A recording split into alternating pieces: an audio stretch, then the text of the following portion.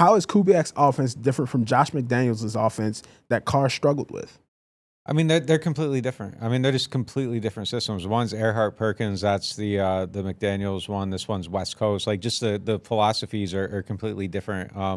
You know, that McDaniels offense is just, it's built on a lot of like option routes and different things, and you call plays through like concepts. Whereas this one is kind of, you know, you're saying everything X, Y, Z. Like, you're kind of building everything out. So the way the plays are called, the way you attack the field's different. It's just a different system. You know, they're both cars, but they aren't both the same types of cars. So, yeah, it's just not the same. And you know, I think some of the stuff that they were doing in that offense,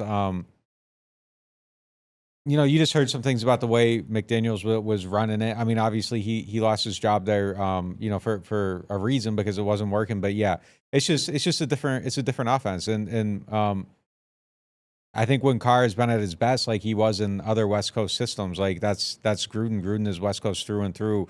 I know like Sean has his tentacles touching like the Gruden tree and all that stuff, but like he wasn't running a West Coast offense. Like it was different. It had some West Coast isms, but it wasn't West Coast. And this is West Coast, like through and through. So it's just a different offense.